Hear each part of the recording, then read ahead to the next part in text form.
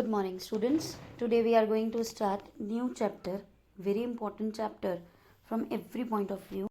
Chapter number 10, cell cycle and cell division. Let us see what contents we are going to study in this chapter. 10.1 cell cycle, 10.2 M phase, 10.3 significance of mitosis, 10.4 meiosis, and 10.5 significance of meiosis. Are you aware that all organisms, even the largest, start their life from a single cell? You may wonder how a single cell then goes on to form such large organisms. Growth and reproduction are characteristics of cells, indeed of all living organisms. All cells reproduce by dividing into two, with each parental cell giving rise to two daughter cells. Each time they divide, these newly formed daughter cells can themselves grow and divide, giving rise to a new cell population that is formed by the growth and division of a single parental cell and its progeny. In other words, such cycles of growth and division allow a single cell to form a structure consisting of millions of cells. So, how a single cell give rise to a complex organism? So, that process is known as cell cycle. Cell division is a very important process in all living organism. During the division of cell, DNA replication and cell growth also takes place. All these processes, that is cell division, DNA replication, cell growth, hence have to take place in a coordinated way to ensure the correct division and formation of progeny cells containing the intact genome. एक छोटी सी mistake और गलत genome या आधा genome या double genome transfer हो सकता है. The sequence of events by which a cell duplicates its genome, synthesizes the other constituents of the cell, and eventually divides into two daughter cells. It is termed as a cell cycle. Although cell growth in terms of cytoplasmic increase is a continuous process, DNA synthesis occurs only during one specific stage in the cell cycle. The replicated chromosome, that is DNA, are then distributed to daughter nuclei by a complex series of events during cell division. These events are themselves under genetic control.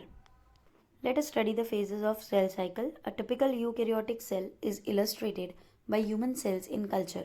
These cells divide once in approximately every 24 hours.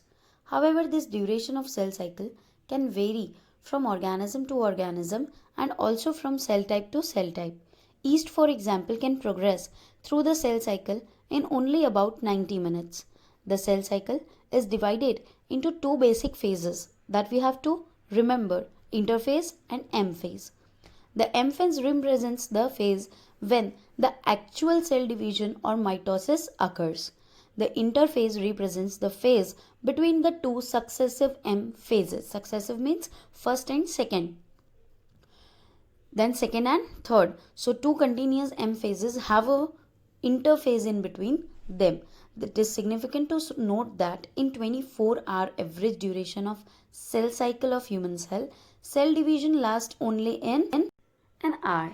The interphase lasts more than 95% of the duration of the cell cycle. The M phase starts with the nuclear division corresponding to the separation of daughter chromosomes known as karyokinesis. So karyokinesis is the process of separation of chromosomes and usually ends with the division of cytoplasm known as cytokinesis. Kinesis means breakdown. Karyo means chromosome. Cyto means cell. The interphase, though called the resting phase, is the time during which the cell is preparing for division by undergoing both cell growth and DNA replication in an orderly manner. The interphase is divided into three further phases: G1, that is gap 1 phase, S phase, synthesis phase, G2 phase, that is gap 2 phase. G1 phase corresponds to the interval between mitosis and initiation of DNA replication. During G1 phase, the cell is metabolically active and continuously grows, but it does not replicate its DNA. S or synthesis phase, it marks the period during which DNA synthesis or replication takes place. During this time, the amount of DNA per cell doubles. If the initial amount of DNA is denoted as 2C, then it increases to 4C. However, there is no increase in the chromosome number. If the cell had diploid or 2n number of chromosomes at G1, even after S phase, the number of chromosome remains same. Content doubles. They double sister chromatids are produced, but they remain same. The number of chromosome remain same. In animal cells, during S phase, DNA replication begins in the nucleus and the centriole duplicates in the cytoplasm. During the G2 phase, proteins are synthesized in the preparation of mitosis while cell growth continues. So cell growth continues in whole interphase, but S phase is marked with the replication of DNA and in animal cell replication of centrioles. Let us have a look on the cell cycle. Major phase is represented by yellow color. It is interphase G1, S and G2. Then a very quarter phase is of M phase. We can see prophase, metaphase, anaphase, telophase, cytokinesis. When we started with the G1 phase, we were having one cell. When we completed G1, S, G2 and whole M phase, after cytokinesis, we get two cells. One more phase is marked over there, that is G0. Some adult cells in animals do not appear to exhibit division. Example, heart cells and many other cells. They divide only occasionally as needed to replace the cell. Means not for the growth, just for repair mechanism. So these cells divide occasionally and they have been lost because of the injury or cell death. Only those cells are replaced. These cells that do not divide further exit G1 phase and enter to an inactive stage called as quiescent stage or G0 phase of the cell cycle.